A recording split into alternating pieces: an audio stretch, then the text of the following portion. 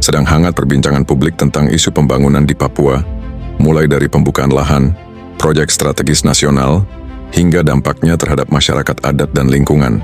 Beberapa film dokumenter memunculkan banyak emosi dan kritik. Namun di tengah derasnya opini yang berkembang, ada hal-hal penting yang sering terlupakan. Papua bukan hanya sedang menghadapi perubahan, tetapi juga sedang menghadapi ketertinggalan panjang yang selama puluhan tahun menjadi keluhan masyarakatnya sendiri. Selama bertahun-tahun banyak wilayah di Papua hidup dalam keterisolasian. Akses jalan terbatas, harga sembako jauh di atas rata-rata, layanan kesehatan sulit dijangkau, pendidikan tidak merata, dan banyak masyarakat pedalaman harus menempuh perjalanan jauh hanya untuk mendapatkan kebutuhan dasar. Ironisnya, di saat wilayah lain di Indonesia berkembang pesat, Papua justru sering dianggap tertinggal dan kurang diperhatikan negara. Karena itulah pemerintah mulai mendorong pembangunan besar-besaran melalui berbagai program, termasuk Proyek Strategis Nasional atau PSN. Tujuan utama pembangunan di Papua sebenarnya bukan sekedar membuka lahan atau menjalankan proyek investasi. Tujuan besarnya adalah membuka keterisolasian, mempercepat pemerataan kesejahteraan, dan menghadirkan akses hidup yang lebih layak bagi masyarakat Papua melalui berbagai pembangunan infrastruktur, layanan publik, hingga jalur distribusi logistik. Pemerintah ingin masyarakat Papua memiliki kemudahan yang selama ini lebih dulu dirasakan wilayah maju seperti wilayah lain di Indonesia.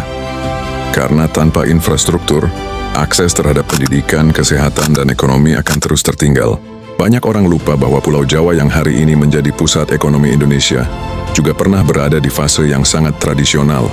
Dulu, sebagian besar wilayah Jawa dipenuhi hutan, desa terpencil, dan keterbatasan akses. Namun perlahan, pembangunan jalan, rel kereta, sekolah, irigasi, listrik, dan kawasan industri mengubah wajah Jawa menjadi wilayah modern seperti sekarang.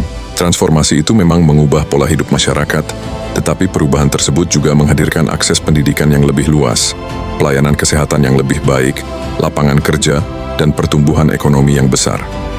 Dalam konteks inilah pemerintah melihat Papua sedang memasuki fase pembangunan yang pernah dialami wilayah lain di Indonesia. Tentu saja kekhawatiran soal lingkungan dan masyarakat adat tetap penting untuk diperhatikan. Pembangunan tidak boleh menghilangkan hak masyarakat lokal ataupun merusak alam secara sembarangan. Kritik dari aktivis, akademisi, maupun masyarakat adat tetap dibutuhkan agar pembangunan berjalan lebih adil dan berkelanjutan.